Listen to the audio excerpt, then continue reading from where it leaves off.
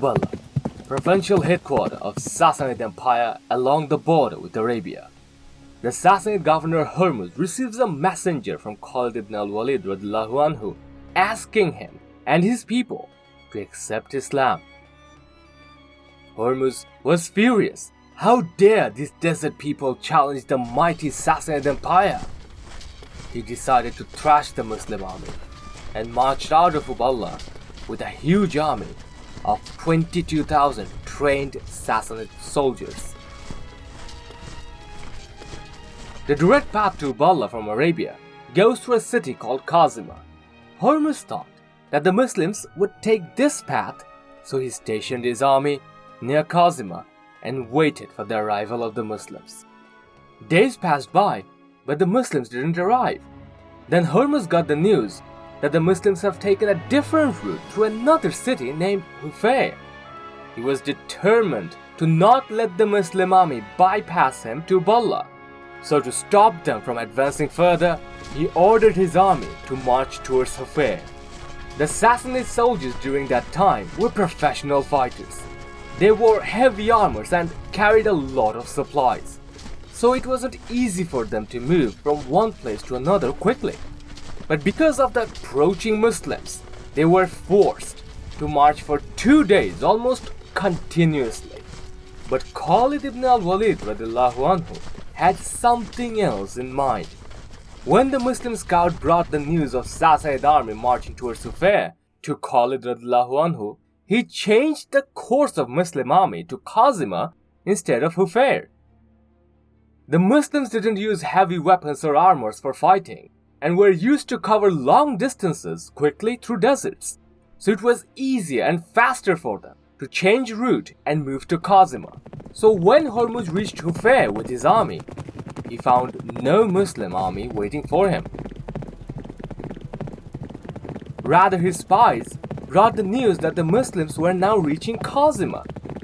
Hormuz had no option but to order his army to march back to Kazima. This took another non-stop march through hot desert climate and heavy supplies. Eventually, when the Sassanid army reached Kazima, they were utterly exhausted.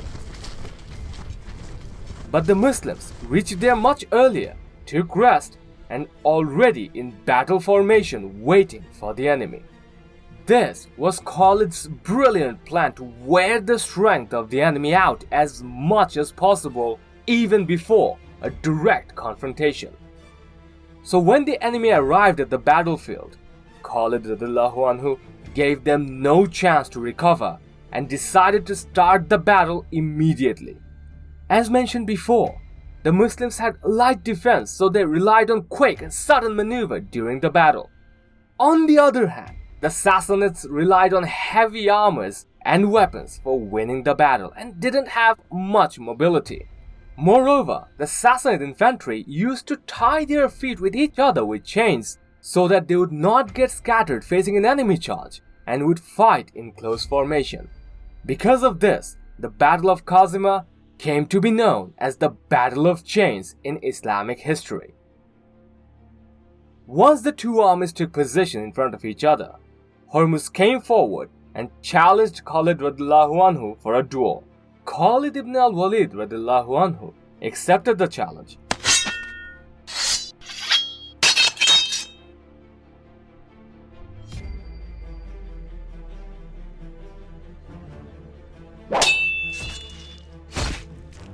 The fighting between these two warriors continued for a long time, but neither could take the upper hand. Then Hormuz threw down his weapons and challenged Khalid radhiyallahu anhu for wrestling. Khalid ibn al-Waleed radhiyallahu anhu accepted this challenge as well. At one point during the wrestling, Hormuz grabbed Khalid radhiyallahu anhu with two arms. Right at that moment, a couple of men from the Sassanid front line rushed towards Hormuz and Khalid radhiyallahu anhu with open swords. It was clear that they wanted to kill Khalid radhiyallahu anhu. Everyone in the Muslim army was shocked seeing this treachery, and they couldn't decide instantly of what to do. But then, one man from the Muslim line rushed towards Khalid radiallahu anhu with lightning speed and fiercely attacked the approaching soldiers. This brave Muslim hero was Kaka ibn Amr radiallahu anhu. Within a few seconds, he killed all the approaching enemies. In the meantime, Khalid radiallahu anhu also freed himself from Hormuz and killed him with a swift blow. The Muslims cracked the sky with loud roar of Allahu Akbar, and the Sassanids were shocked and panicked seeing the fighting spirit of the Muslims. Khalid radiallahu anhu used this situation to the advantage of the Muslims. The Muslims launched the final charge and very quickly broke through the Sassanid front lines. The Sassanids started to flee the battlefield. The Muslims chased them down. The infantry units linked by the chains could not retreat quickly and were completely obliterated by the Muslims. It was a decisive victory for the Muslim army. The victory of the Muslims in the first Muslim-Sassanid encounter now opened the door of Persia for Islam, and within a few years, the mighty Sassanid Empire would fold under the expansion of the Islamic Caliphate. But that's the story for another day.